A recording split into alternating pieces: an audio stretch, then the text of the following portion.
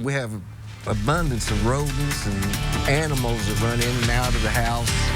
And, the house is a dump. Neighbors say for 10 years it's been a problem, so they got fed up and contacted RTV6. And tonight, we're taking concerns over those unwanted residents all the way to the top. This is RTV6 News at 5, working for you.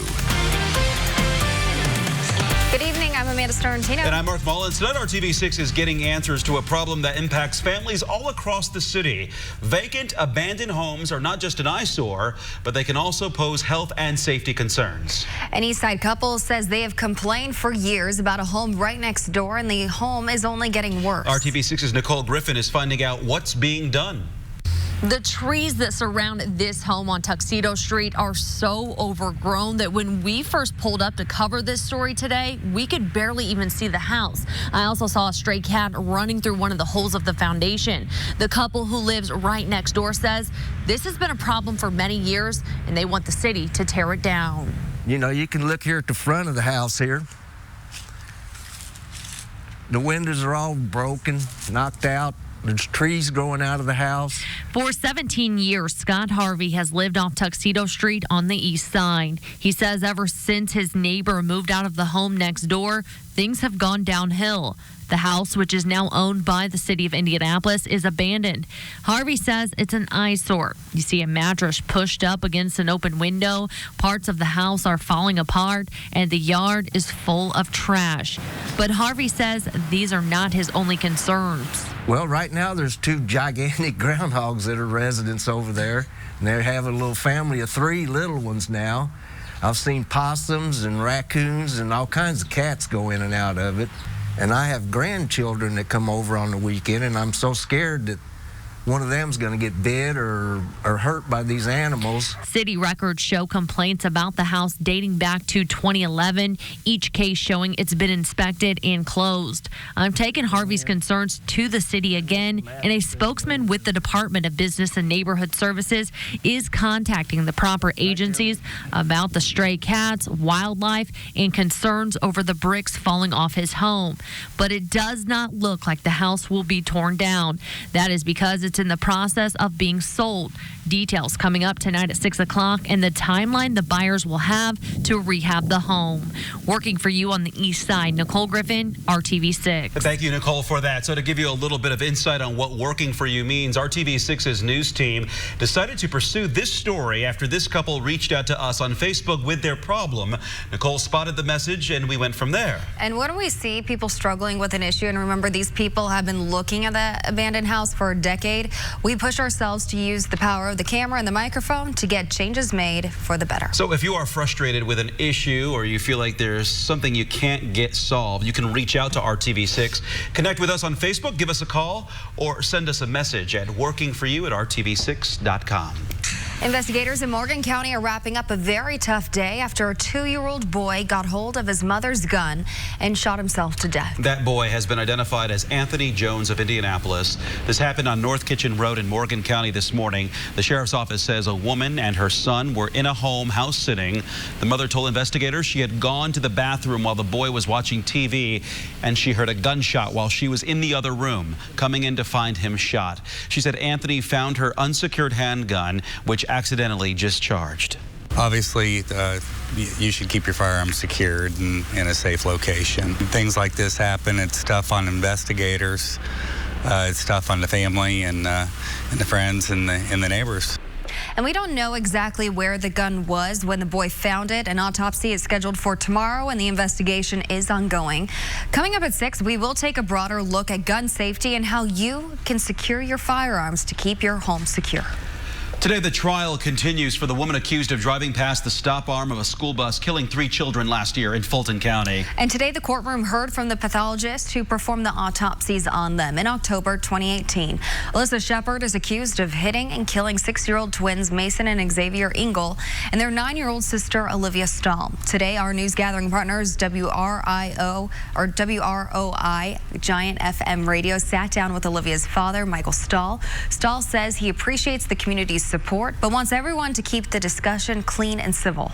Making threats of any sort or wishing harm upon somebody, specifically Alyssa or any of her family or anything, doesn't really help the situation. We hope that people can kind of respect that, reserve their opinions until after the trial is completed, regardless of the results. Everybody's feeling enough grief and pain from this. The court also discussed the cause and manner of death for the 3 children. The cause was ruled blunt force trauma. The manner was ruled accidental. The trial continues this week. For updates on this court case, you can find this story on the RTV6 app. I think it was nice to see some sunshine today, Kevin. That's one of the changes, sunshine, less wind, and milder temperatures. So it boosts everything, doesn't it? More sunshine on the way as well. It's going to get cold in between now and the weekend, briefly. There's not much time between now and the weekend, is there? 57 in Lafayette and Muncie. As Amanda mentioned, all that sunshine makes it feel better. Temperatures still in the 50s, though, almost 10 degrees below average for this time of the year. We've calmed the wind down. Yesterday, we had gusts over 30 miles per hour. Right now, you can see generally 10 miles per hour or less out of the west, northwest, a cool direction. That says it all. A frosty Friday morning is on the way. Temperatures will fall off with these clear skies and the wind calming down even more tonight. Temperatures are poised to drop into the mid-30s. 53 at 7 o'clock.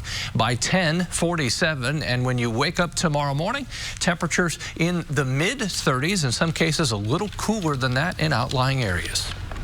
New today, Indiana makes it 1 week without any new reported vaping deaths after recently seeing that number rise to 3. But the number of vaping-related lung injuries continues to climb both in Indiana and nationwide, according to the State Health Department. So far, there have been 33 confirmed cases of vaping lung injury in Indiana, 51 probable cases, and 3 deaths. The majority of these lung injuries have occurred in people between the ages of 16 and 29. Meanwhile, more vaping-related deaths are bringing the nationwide total up to more than 30 deaths across 22 states. This is a top pediatrician telling Congress that young people don't stand a chance against e-cigarettes. Our Marcy Gonzalez has the latest on this issue.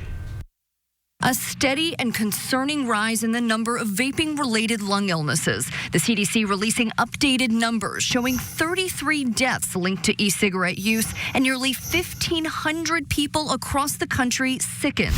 Among them, 16-year-old Samantha, hospitalized in Arizona with bleeding lungs and now recovering after her family found her unresponsive last week. Some people are reporting a history of months of symptoms that all of a sudden got worse, and some are reporting just a couple of weeks to days. Most of the reported illnesses are in young people, and the American Academy of Pediatrics finds more than 27% of high school students use e-cigarettes.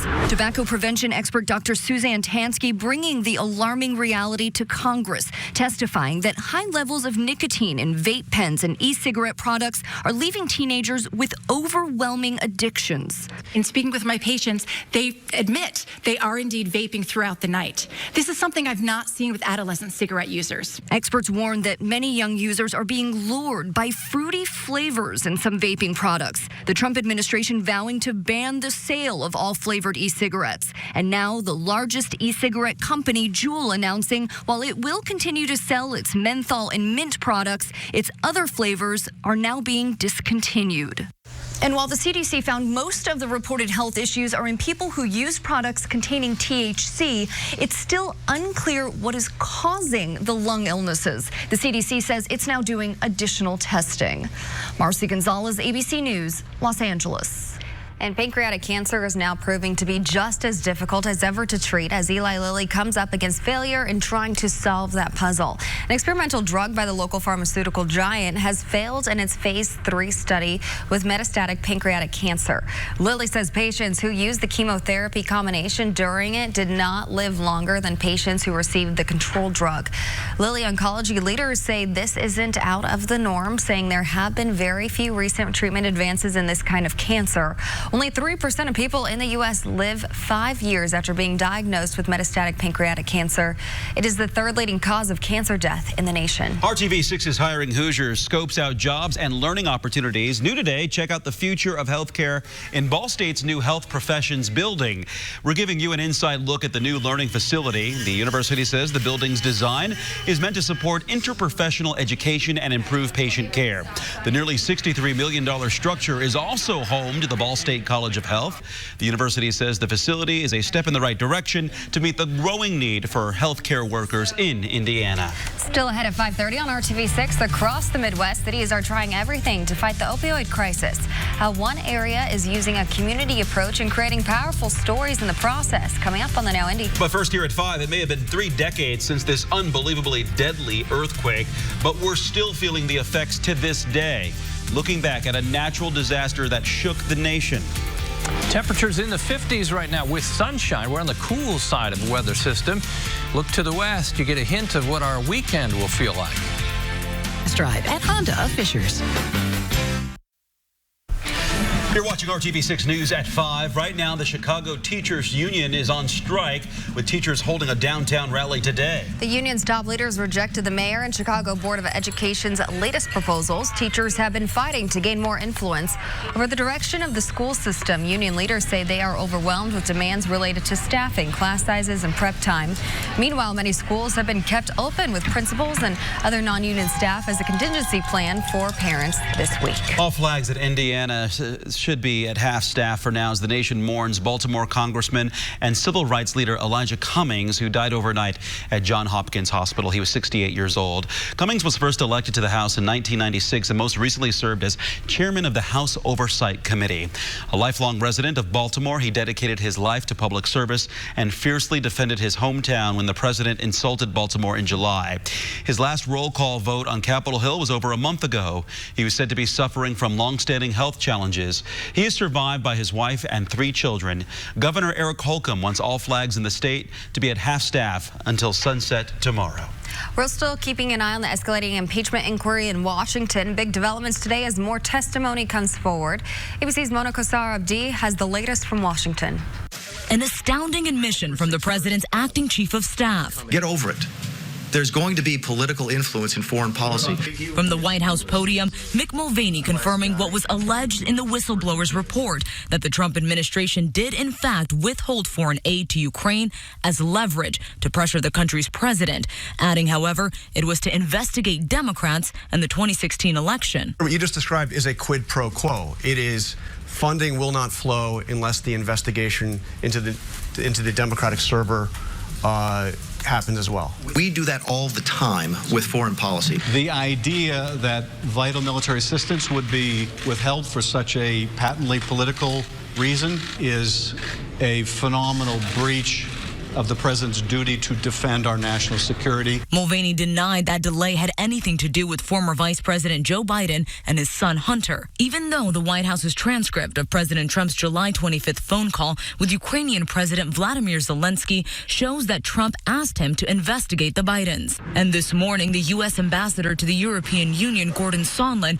reportedly told congressional committees that President Trump directed him and others to work with his personal attorney, Rudy Giuliani, to further pressure Ukraine. You may not like the fact that Giuliani was involved. That's great. That's fine. It's not illegal. It's not impeachable. The president gets to use who he wants to use. Sondland denied having knowledge about the Biden probe or the aid at the time, writing in his opening statement, "I did not and would not ever participate in such undertakings."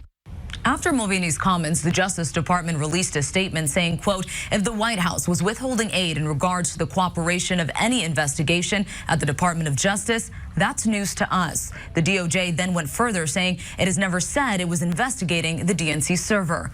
Mona Kosar Abdi, ABC News, Washington. A major breakthrough in the ongoing crisis in Syria. Vice President Mike Pence says the U.S. and Turkey have agreed to a ceasefire, giving Kurdish forces 5 days to withdraw. The deal comes more than a week after President Trump's decision to withdraw U.S. troops from northern Syria, with Turkey then invading the region soon after, causing immediate bloodshed and destabilization. Once the Kurds withdraw, the ceasefire is supposed to become permanent, with the U.S. and Turkey agreeing to coordinate the continued oversight of detention facilities where where ISIS prisoners are held. Today marks 30 years since the unbelievable Loma Prieta earthquake in California. So we went back into the RTV6 archives to see what it was like that day. The 6.9 magnitude quake on October 17, 1989, left 63 people dead and more than 3,700 people injured in the Bay Area. Baseball fans were gearing up to watch Game 3 of the World Series between the San Francisco Giants and the Oakland Athletics. The earthquakes shook apart bridges and freeways, and people as far away as San Diego and western Nevada reportedly felt it.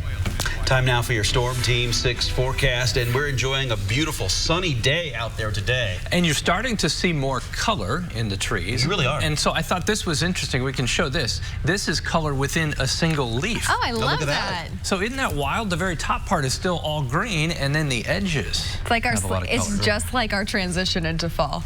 Yeah.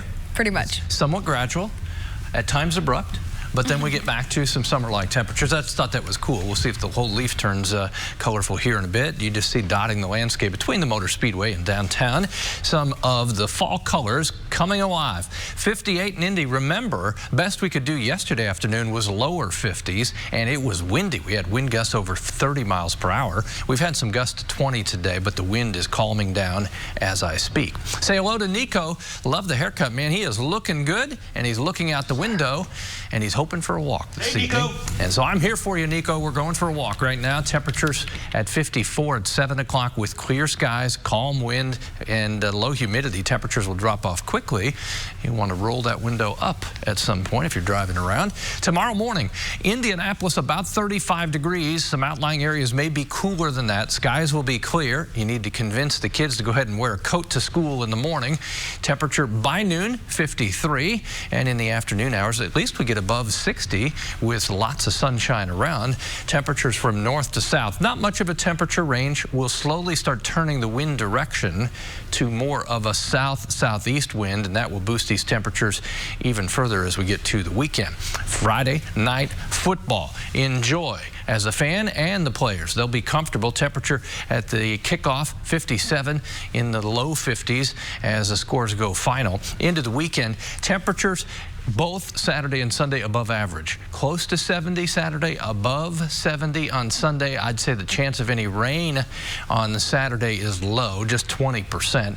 There, the temperature is a beautiful day for most of us. Sunday, a little bit warmer, partly sunny.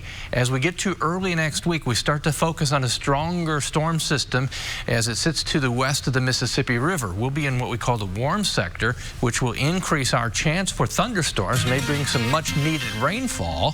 We'll have to keep track, though, of storm strength as severe weather potential may arrive with that cold front. It's all about timing when it actually pushes through central Indiana. It does this, though. It knocks our temperatures back again. 58 Tuesday. We're back to dry conditions for much of next week after Monday's rain and some thunderstorms. So we've got a shakeup on the way. A lemon shakeup sounds good. A lemon shakeup sounds really good right now. You're right. Thanks, Back Kevin, to the for that. State Fair. Well, right now we want to give you a heads up to a Monon Trail closure that could affect how you get around the north side. A short section of the trail near the Indianapolis Arts Center in Broad Ripple will close starting next Tuesday, the 22nd, lasting till Friday, the 24th. You will need to use pedestrian connections at East 67th Street and at Cornell Avenue to drive off to go off the trail.